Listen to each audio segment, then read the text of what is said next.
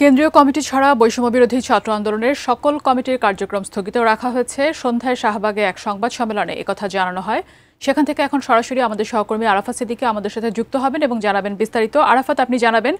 সকল কমিটির কার্যক্রম যে স্থগিত রাখা হয়েছে এ ব্যাপারে পরবর্তীতে আর কোনো আপনি নির্দেশনা পেয়েছেন কিনা বা আর কোনো সিদ্ধান্ত আপনার কাছে আছে কিনা? জি ফাইজা, আপনি যেমনটি এরই মধ্যে দর্শকদের জানিয়েছেন এবং যে বৈষম্য বিরোধী ছাত্র আন্দোলনের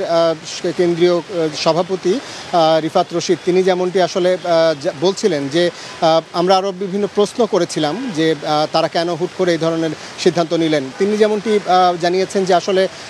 বৈষম্য বিরোধী ছাত্র আন্দোলনের কেন্দ্রীয় নেতারা যারা এই সংবাদ সম্মেলনে জরুরি সংবাদ সম্মেলনে উপস্থিত ছিলেন তারা বলছিলেন যে আসলে পরাজিত যে শক্তি সেই শক্তির ইন্ধনে একটি বড় গোষ্ঠী সক্রিয় হয়েছে যে সারা দেশে এই ধরনের চাঁদাবাজি এবং জানেন যে মব জাস্টিসের মতো ঘটনা তারা যেগুলো ঘটছে এবং সেগুলো তারা নিয়ন্ত্রণ করতে পারছেন না। তিনি স্পষ্ট করেই বলেছেন যে বিভিন্ন রাজনৈতিক দল এর ছত্রছায়ায় আসলে অনেকেই যেহেতু তারা তখন তাড়াহুড়ো করে যে কমিটিগুলো দিয়েছিলেন তারা তখনই চেষ্টা করেছেন যে একটি সুন্দর কমিটি দেওয়ার জন্য এবং যেই মানুষগুলোকে তারা কমিটিতে রাখার চেষ্টা করেছেন সেই মানুষগুলো যাতে কোনোভাবে কোনো আর্থিক বা অনৈতিক কর্মকাণ্ডে না জড়ায় সেই বিষয়গুলো তারা লক্ষ্য রাখার চেষ্টা করেছিলেন। কিন্তু এখন এমন একটি পরিস্থিতি তৈরি হয়েছে যে তারা আসলে সারা দেশের এই কমিটিগুলোকে এই মানুষগুলোকে সামাল দিতে পারছেন না। তারা যে দুইটি অভিযোগ করেছেন, একটি হচ্ছে যে বিভিন্ন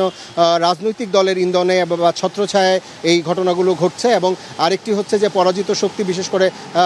তারা ইঙ্গিত করেছেন যে আওয়ামী লীগের ইন্ধনে আসলে এই ধরনের ঘটনাগুলো ঘটছে। এবং ডিজাইন, এলিগেন্স, বিউটি, সেরা পণ্য সবার জন্য জেভিকো। এই ঘটনাগুলো যেহেতু তারা এখন সামলাতে পারছে না তাই তারা সারা দেশের যে কমিটিগুলো তারা ঘোষণা করেছিলেন সেগুলোকে স্থগিত ঘোষণা করছেন এবং পরবর্তীতে এই কমিটিগুলো আবার কিভাবে তারা আবার সাজাবেন সেগুলো পরবর্তীতে তারা বসে সিদ্ধান্ত নেবেন। আজকে যে বিষয়টি তারা স্পষ্ট করেছেন যে যদি কেউ বৈষম্য বিরোধী ছাত্র আন্দোলনের ব্যানারে সারা দেশে কোথাও কোনো অপকর্মে জড়ায় তাহলে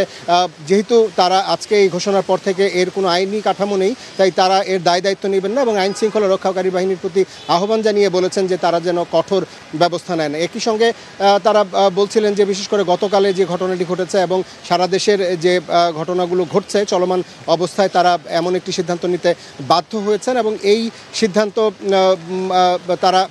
একই সঙ্গে তারা বলেছেন যে এমন সিদ্ধান্ত এটি একটি সাহসী সিদ্ধান্ত যেখানে তারা একেবারে এই শব্দটি ব্যবহার করেছেন যে বুদর ঘাড়ে চাপানোর যে প্রচলিত ধারা রয়েছে দেশের রাজনৈতিক দলগুলোর মধ্যে, অর্থাৎ দলের কেউ কোনো অপরাধ করলে দেখা যায় যে একে অপরের উপর সেই দায়টি চাপানোর চেষ্টা করে, সেই দিকে তারা যাননি। তারা বৈষম্য বিরোধী ছাত্র আন্দোলন যেই সংগঠনের নেতৃত্বে আসলে এত বড় একটি গণ অভ্যুত্থান তৈরি হয়েছে, বিশেষ করে তারা বলেছেন যে জুলাই অভ্যুত্থানের সঙ্গে সাংঘর্ষিক কোনো বিষয় তারা মেনে নেবেন না, কোনো বিষয় তারা কোনো অবস্থাতেই বরদাস্ত করবেন না। তাই তারা সারা দেশে তাদের লক্ষাধিক যে নেতাকর্মী রয়েছে এবং লক্ষাধিক নেতাকর্মীর সমন্বয়ে তাদের যে কমিটি রয়েছে সেই কমিটিগুলোকে তারা বিলুপ্ত ঘোষণা করছেন। পরবর্তীতে তারা এর বিষয়ে আরও বিস্তারিত সিদ্ধান্ত সেগুলো তারা জানাবেন এবং তারা বলছেন যে আসলে দেশে এমন একটি কালচার শুরু হওয়া উচিত যে কেউ যদি দোষ করে, কেউ যদি অন্যায় করে সেটি আসলে দায় স্বীকার করে নেওয়া উচিত এবং তারা এই সারা দেশে যে ঘটনাগুলো ঘটেছে সাম্প্রতিক সময়ে সেগুলোর দায় স্বীকার করেই তারা এত বড় একটি সিদ্ধান্ত নিয়েছেন বলে তারা জানিয়েছেন। তো এই ছিল আমার কাছে শাহবাগ থেকে সবশেষ।